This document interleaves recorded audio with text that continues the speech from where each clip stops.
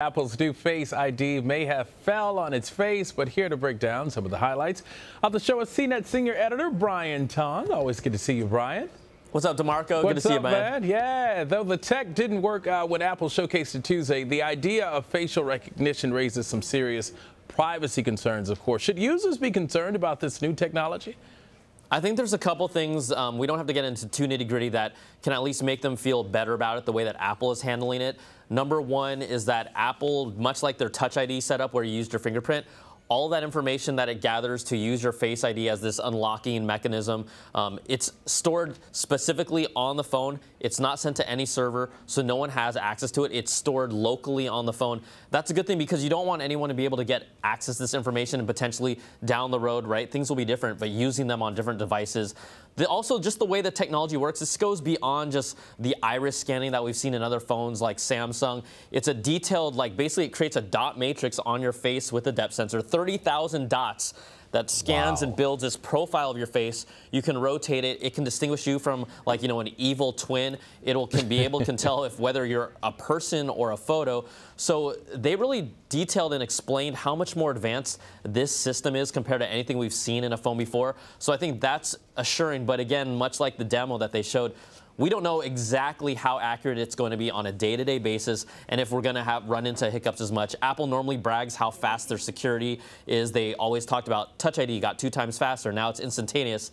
They didn't compare Face ID to Touch ID, and so that's where I'm wondering, when we get this in our hands and it's the final product, how fast will it be, and will it bother us or will it be okay? Yeah, sounds cool, but also seems frightening to say the least. As expected, new iPhone models were announced. What's new about the iPhone 8?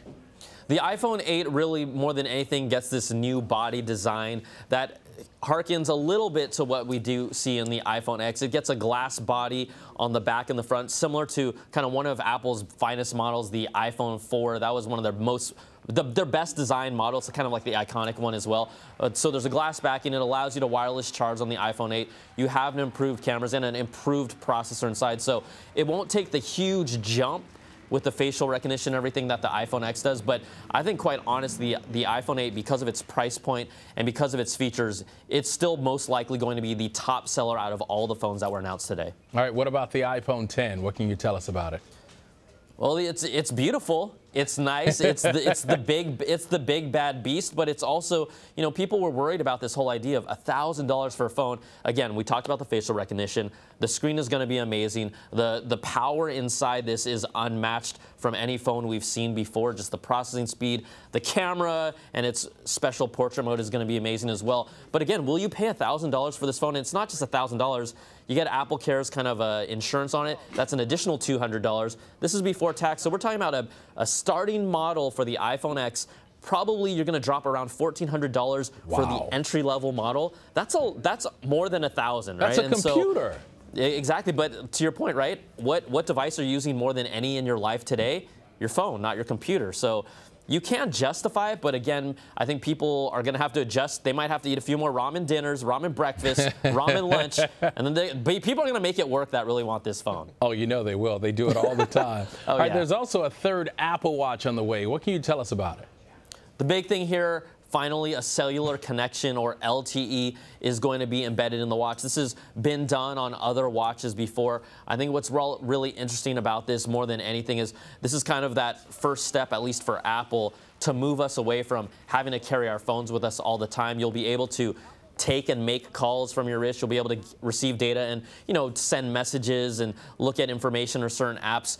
It's the progression of where we're going. One day, we won't have this at all. It'll be something like a wearable. Maybe it'll be something like glasses. This is down the road, but it's kind of taking that first step where we can actually do a lot of things without the use of our phone. And so I think that's exciting. Apple's been wanting to do it for a while, but they finally got it. All right, and changes are coming for the Apple TV as well. What does the addition of 4K and HDR video mean for users? Well, specifically for the Apple audience, 4K and HDR, again, have been features that other set-top boxes or streaming services have had. But finally, Apple TV, the box itself, you get a higher fidelity image if these movies are available in 4K.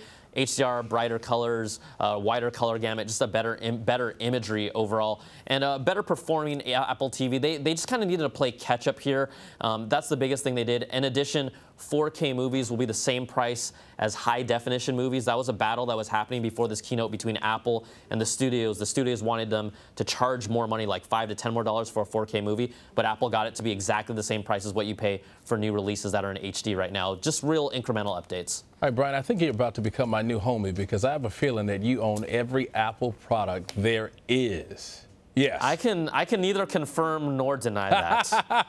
That means yes. All right, good to talk to you. Always good to see you too, man. Thank you. All right, DeMarco. Hit me up on the Twitter, baby. I got you. All right, will do. Will do. Yes, sir. Brian Tong. All right, thank you, bro.